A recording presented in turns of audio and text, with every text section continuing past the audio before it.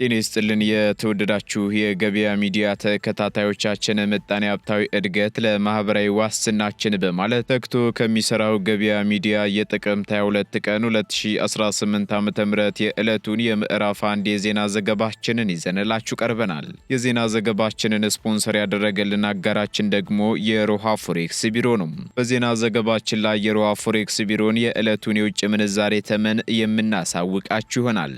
በዜናዎቻችን ላይ የተመረጡ ምጣኔ ሀብታዊ ማህበራዊና ሌሎች ወቅታዊ እንዲሁም አዳዲስ ጉዳዮችን አካተናል። እንድትከታተሉን እንጋብዛችኋለን። በቅድሚያም አርዕስቶችን።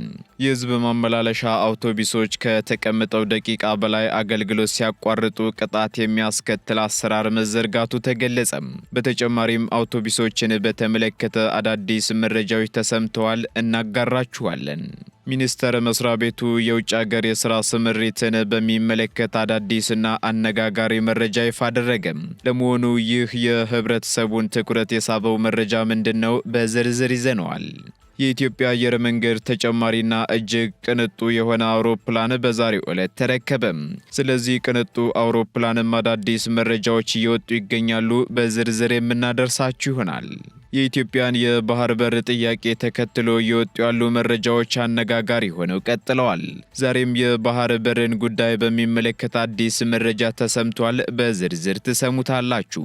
የተወደዳችሁ የገበያ ሚዲያ ተከታታዮቻችን እነዚህንና ሌሎች ኢኮኖሚያዊና ማህበራዊ መረጃዎቻችንን ይዘንላችሁ ቀርበናል። አዳዲስ እንዲሁም ትኩስ ኢኮኖሚያዊና ማህበራዊ መረጃዎቻችንን ለማግኘት ታዲያ የገበያ ሚዲያን እንድትወዳጁ እየጋበዝን በዝርዝር ወደምንመለከታቸው መረጃዎቻችን እናልፋለን። ታላቅ የምስራች ካንጋፋው ጊዮን ጋዝ እህት ኩባንያ ጊዮን ሆምስ ቀረበለው። በመሃል ከተማ ወሎ ሰፈር 20,000 ካሬ ሜትር ላይ እያስገነባ በሚገኘው ዘመናዊና ቅንጡ ኮምፓውንድ ውስጥ ሽያጭ ላመለጣችሁና አዲስ ቤት ገዢዎች በሙሉ ከባለ 1 እስከ ባለ 4 መኝታ አፓርታማዎችን ያካተትን ሲሆን ከ10 በመቶ ቅድመ ክፍያ ማለትም ከ987,000 ብር ጀምሮ የግሎ ማድረግ ይችላሉ። ኮምፓውንዳችን የመሮጫ ትራክ፣ የመዋኛ ገንዳ፣ የልጆች መጫወቻ ስፍራ፣ ጂምና ስፓ፣ ሌሎች መሰረታዊ የሚባሉ የከርሰ ምድር ውሃ፣ ስታንድ ባይ ጄኔሬተር፣ በቂ መኪና ማቆሚያና ሌሎችንም አካቷል። ታዲያ ቀድሞ ለሚመጡ ደንበኞች 10 ቤቶች ብቻ በዚህ ዋጋ ይስተናገዳሉ። ለበለጠ መረጃ ወይም ሳይት ለመጎብኘት በ0911 00 55 45 አሊያም በ0909 34 08 00 ላይ ይደውሉልን። ጊዮን ሆምስ። በከተማዋ የድንጋይ ካብ ውስጥ በመቀመጥ ወንጀል ሲፈጽሙ የነበሩ በርካታ ተጠርጣሪዎች በቁጥጥር ስር መዋላቸው ተገለጸ። ተጠርጣሪዎቹ በየካ ክፍለ ከተማ ወረዳ 9 ከመኖሪያ ቤት አካባቢ ራቅ ብሎ በሚገኝ ቁጥቋጦ ውስጥ የድንጋይ ካብ ሰርተው በፕላስቲክ ከልለው ተደብቀው ሲኖሩ ነበር ተብሏል። ተጠርጣሪ አቡሽ አረጋና ማቴዎስ መንጌ የግል ተበዳይን በየካ ክፍለ ከተማ ወረዳ 9 መገናኛ ተርሚናል ተብሎ በሚጠራው አካባቢ ሲንቀሳቀሱ ተከትለው ሞባይል ስልካቸውን ከወሰዱ በኋላ ሊያመልጡ ሲሞክሩ ፖሊስ ባደረገው ጥረትና በማህበረሰቡ ትብብር እጅ ከፈንጅ መያዛቸው ተገልጿል። በተጨማሪም ተጠርጣሪዎቹ ከተያዙ በኋላ 2 ተባባሪ በመሆን ተመሳሳይ ወንጀል የፈጸሙ ጌቱ አበራና ባትሪ በዛ የተባሉ ግብረ አበሮቻቸውንም በቁጥጥር ስር አውሏል። በእነዚህ ተጠርጣሪዎች ላይ የምርመራው ሂደት ተጠናክሮ በመቀጠሉ በጥቅምት ወር ውስጥ በተለያዩ ቀናት 2 ግለሰቦች ላይ ተመሳሳይ ወንጀል በመፈጸም የሞባይል ስልክ ቀምተው እንደተሰወሩ ማረጋገጥ ተችሏል ሲል ዳጉ ጆርናል አስነብቧል። ተጠርጣሪዎቹ ወንጀል ከመፈጸማቸው በፊትም ሆነ ወንጀል ከፈጸሙ በኋላ የሚደበቁበትን የድንጋይ ካብ ለፖሊስ መርተው ያሳዩ ሲሆን ኑሯቸውን በዚያው ካብ ውስጥ አድርገው እንደቆዩም በሰጡት ቃል ገልጸዋል። ፖሊስም ከግል ተበዳዮቹ የተወሰዱ የሞባይል ስልኮችን ከተሸጡበት በምሪት ያስመለሰ ሲሆን በወንጀል የተገኙትን ስልኮች ገዝቷል የተባለው ተጠርጣሪም በቁጥጥር ስር ውሏል። በተመሳሳይ የወንጀል ድርጊት ንብረታቸው የተወሰደባቸው ግለሰቦችም የካ ክፍለ ከተማ ፖሊስ መምሪያ በአካል በመቅረብ ተጨማሪ መረጃ በመስጠት እንዲተባበሩም ጥሪ ቀርቧል።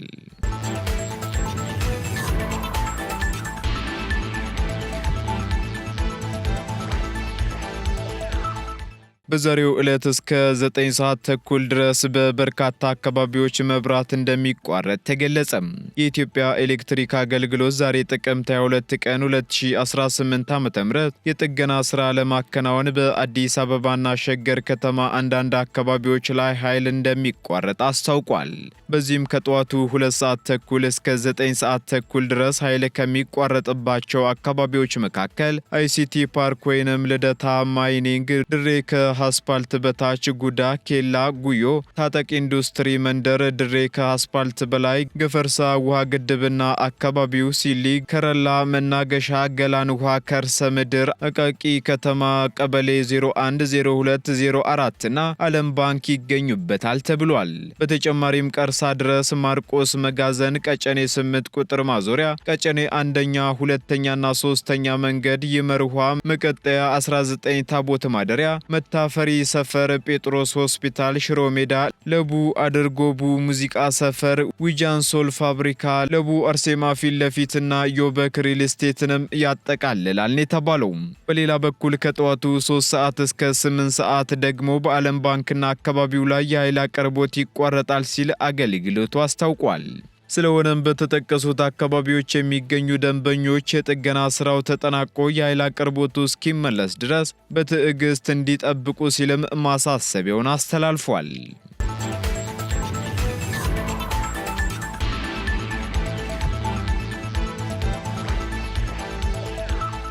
አንድ የአጥንት ስፔሻሊስት ሐኪም ለ300,000 ሰው ይደርሳል ተባለም። የኢትዮጵያ አጥንት ሕክምና ባለሙያዎች ማህበር የአጥንት ሕክምና አገልግሎቶችን ለማህበረሰቡ ተደራሽ ለማድረግ ከፍተኛ የሀገር እድገት፣ ገንዘብና የተማረ የሰው ኃይል ይጠይቃል ሲል አስታውቋል። በዚህም ቀዶ ሕክምናው ከባድ በመሆኑ ደግሞ ባለሙያዎችን ማስተማር ብቻ በቂ አለመሆኑንም ማህበሩ ገልጿል። ለአጥንት ቀዶ ሕክምና አገልግሎት የሚውሉ ዘመናዊ መሳሪያዎች ዋጋቸው ከፍተኛ መሆኑን በመጥቀስ የመግዛት አቅም እንኳ ቢኖርም በብዙ ምክንያቶች ወደ ሀገር ውስጥ ማስገባት አንችልም ሲሉ የማህበሩ ምክትል ፕሬዝዳንት ዶክተር ወርቁ ተናግረዋል። የማህበሩ ፕሬዝዳንት ዶክተር ኤፍሬም ገብረሃና በበኩላቸው ጦርነት ባለባቸው አካባቢዎች በርካታ ተጎጂዎች እንደሚኖሩ አንስተው በዚህ አካባቢ የአጥንት ቀዶ ሕክምና አገልግሎት ለመስጠት አስቸጋሪ መሆኑን አብራርተዋል። በአሁኑ ሰዓትም በ13 የሕክምና ተቋማት የአጥንት ቀዶ ሕክምና ስፔሻሊቲ ትምህርት እየተሰጠ ስለመሆኑ ያነሱት ፕሬዝዳንቱ 695 ሐኪሞች ያሉ ሲሆን ከነሱም ውስጥ ደግሞ 295ቱ እየተማሩ የሚያገለግሉ ናቸው ብለዋል። የማህበሩ ፕሬዝዳንት ዶክተር ኤፍሬም አክለውም ሁሉም ኢትዮጵያውያን አይደሉም ብለው ከደቡብ ሱዳን፣ ጅቡቲ፣ ከሶማሊያና ከሩዋንዳ ጭምር የመጡ ሐኪሞች መኖራቸውን ጠቁመዋል። ከ10 የማይበልጡ ሐኪሞች ደግሞ በሀገር ውስጥና ከሀገር ውጭ ሰብ ስፔሻሊቲ እንዲማሩ እየተደረገ ነው ብለዋል። በመሆኑም አሁን ባለን አሃዛዊ መረጃ መሰረት አንድ የአጥንት ስፔሻሊስት ሐኪም ለ300,000 ሰው ይደርሳል ማለታቸውን ቲግቫህ ኢትዮጵያ አስነብቧል።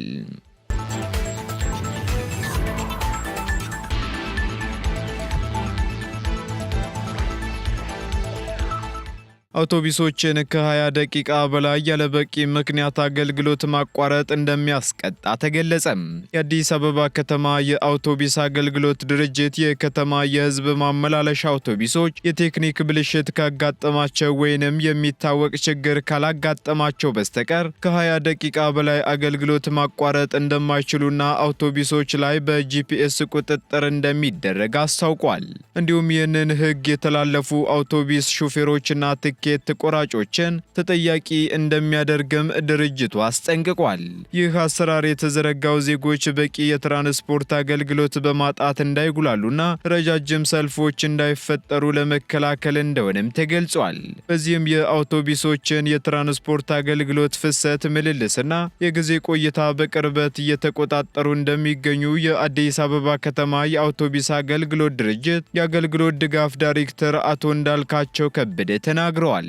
በተጨማሪም እንደ መስመሩና እንደ ሰዓት ሁኔታ የሚለያይ ቢሆንም ከ5 ደቂቃ በላይ በአንድ ቦታ ያለ ምክንያት የሚቆሙ አውቶቡሶች ላይ ክትትል እንደሚደረግ ተናግረው በተለይም ከ20 ደቂቃ በላይ ያለ አገልግሎት መቆም እንደማይቻል ገልጸዋል ሲል አሃዱ ዘግቧል። ዳይሬክተሩ አክለውም በተሽከርካሪዎቹ ላይ አቅጣጫ አመልካች መቆጣጠሪያ ወይንም ጂፒኤስ በመቅጠም የአውቶቡሱን የትራንስፖርት አገልግሎት አሰጣጥ ምን ያክል የተሳለጠ እንደሆነና የምልልስ የጊዜ ቆይታን አስመልክቶ ክትትል ይደረጋልም ብለዋል።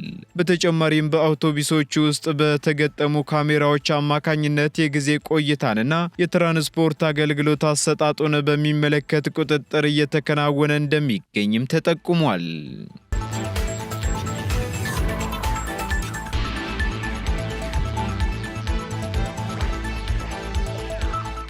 በውጭ ሀገር የስራ ስምሪት ለ800 ሺህ ዜጎች የስራ ዕድል ለመፍጠር መታቀዱ ተሰማም።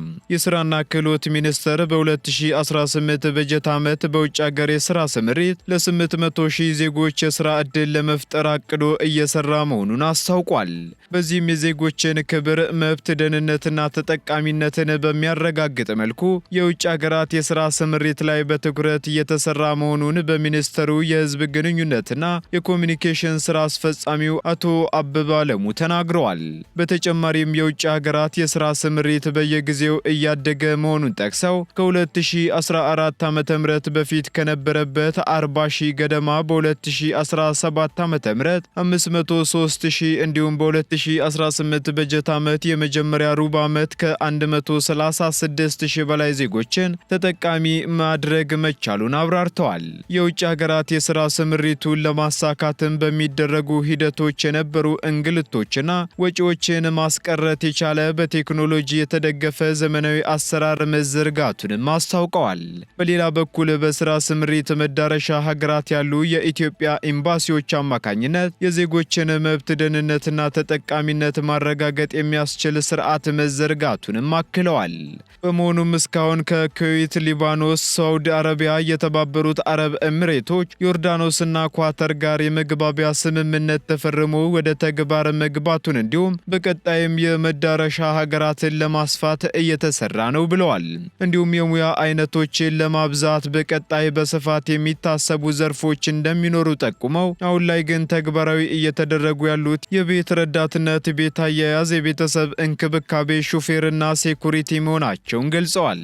በዚህም የመዳረሻ ሀገራትን ለማስፋት እየተደረገ ባለው ጥረት ከሰሞኑ የስራና ክህሎት ሚኒስትር ሙፈሪያት ካሚል ከጣሊያን መንግስት ጋር የተፈራረሙት ወደ አውሮፓ ገበያ ለመግባት ትልቅ ዕድል የሚፈጥር መሆኑንም ጠቅሰዋል።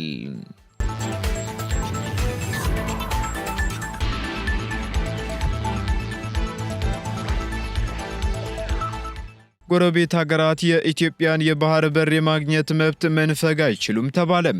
ጎረቤት ሀገራት ወደ ባህር አናሳልፍም በማለት የኢትዮጵያን የባህር በር የማግኘት ዓለም አቀፍ መብት መንፈግ እንደማይችሉ የፖለቲካ ሳይንስና ዓለም አቀፍ ግንኙነት ምሁሩ ፕሮፌሰር ብሩክ ኃይሉ ተናግረዋል። የቀድሞ ዲፕሎማት የፖለቲካ ሳይንስና ዓለም አቀፍ ግንኙነት ምሁሩ ፕሮፌሰር ብሩክ አክለውም በዩናይትድ ኔሽን ኮንቬንሽን በአንቀጽ 69 ህዝባር 123 እስከ 127 ባሉ ንዑስ አንቀጾች ኢትዮጵያ ለባህር በር ጥያቄዋ ምላሽ የማግኘት መብት አላት ብለው ጎረቤት ሀገራትን ማናሳልፍም የማለት መብት የላቸውም ሲሉ ገልጸዋል። በተጨማሪም የኢትዮጵያ የውጭ ጉዳይ ፖሊሲ ተያይዘን እንደግ የሚል ነው ያሉት ፕሮፌሰር ብሩክ የባህር በር እጦት ሀገሪቱን ለበርካታ ችግር ዳርጓታልም ብለዋል። ኢትዮጵያ የባህር በር ከሌላቸው የዓለም ሀገራት መካከል ከፍተኛ የህዝብ ብዛት ያላት ሀገር መሆኗንም ጠቅሰዋል። ፕሮፌሰር ብሩክ አክለውም በዓለም ታሪክ በ60 ኪሎ ሜትር ልዩነት የባህር በር ተዘግቶባት ያለች ሀገር ኢትዮጵያ ብቻ ነች ብለው አጀንዳው የመኖርና ያለመኖር ጉዳይ በመሆኑ ደግሞ ተገቢውን ምላሽ ማግኘት አለበት ሲሉም ጠቁመዋል። በዚህም በአፍሪካም ሆነ በዓለም አቀፍ ደረጃ በስምምነት የመውጫ በር የከፈቱና የተቀበሉ ሀገራት እንዳሉ ተናግረዋል።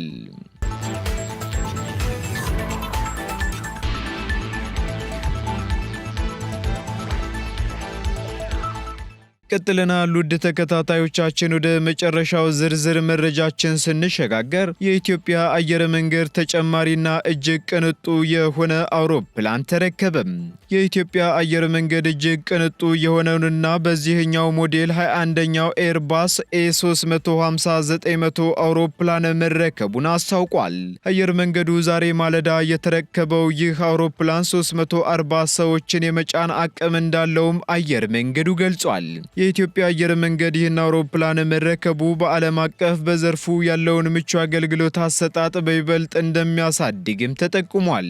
አየር መንገዱ ኤርባስ A350-900 አውሮፕላን መረከቡ ለመንገደኞች የሚሰጠውን ዘመናዊና ምቹ አገልግሎት በተሻለ መንገድ የሚያጠናክር እንደሆነም አክሏል።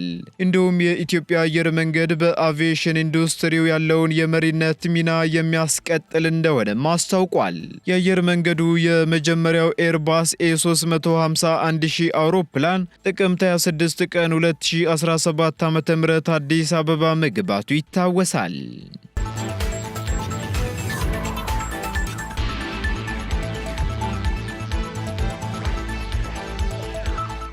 ቀጥለናል ውድ ተከታታዮቻችን። በመጨረሻም የሮሃ ፎሬክስ ቢሮን የዕለቱን የውጭ ምንዛሬ ተመን መረጃ እናጋራችኋለን። በዚህም አንድ የአሜሪካ ዶላር 171 ብር ከ75 ሳንቲም እየተገዛ 175 ብር ከ19 ሳንቲም እየተሸጠ ይገኛል። ፓውንድ ስተርሊንግ 218 ብር ከ1 ሳንቲም እየተገዛ 222 ብር ከ37 ሳንቲም እየተሸጠ ይገኛል። ዩሮ ደግሞ 192 ብር ከ70 ሳንቲም እየተገዛ 196 ብር ከ55 ሳንቲም እየተሸጠ ይገኛል። ስዊስ ፍራንክ እንዲሁ 202 ብር ከ45 ሳንቲም መግዣው ሲሆን መሸጫው ደግሞ 206 ብር ከ50 ሳንቲም ሆኗል። የተባበሩት አረብ ኤምሬት ድራም ደግሞ 46 ብር ከ11 ሳንቲም እየተገዛ 47 ብር ከ3 ሳንቲም እየተሸጠ ይገኛል። የሳውዲ ሪያል እንዲሁ 45 ብር ከ30 ሳንቲም መግዣው ሲሆን መሸጫው ደግሞ 46 ብር ከ21 ሳንቲም ሆኗል። የቻይናው ዩዋን 22 ብር ከ62 ሳንቲም እየተገዛ 23 ብር ከ7 ሳንቲም እየተሸጠ መሆኑን የሮሃ ፎሬክስ ቢሮ የዕለቱ የውጭ ምንዛሬ ተመን መረጃ ያመላክታል።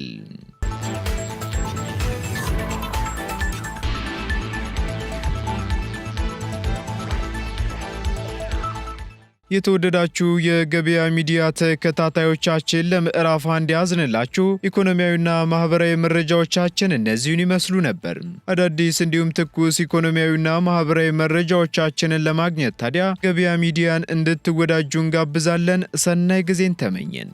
ታላቅ የምስራች ካንጋፋው ጊዮን ጋዝ እህት ኩባንያ ጊዮን ሆምስ ቀረበለው። በመሃል ከተማ ወሎ ሰፈር 20 ሺህ ካሬ ሜትር ላይ እያስገነባ በሚገኘው ዘመናዊና ቅንጡ ኮምፓውንድ ውስጥ ሽያጭ ላመለጣችሁና አዲስ ቤት ገዢዎች በሙሉ ከባለ 1 እስከ ባለ 4 መኝታ አፓርታማዎችን ያካተትን ሲሆን ከ10 በመቶ ቅድመ ክፍያ ማለትም ከ987 ሺህ ብር ጀምሮ የግሎ ማድረግ ይችላሉ።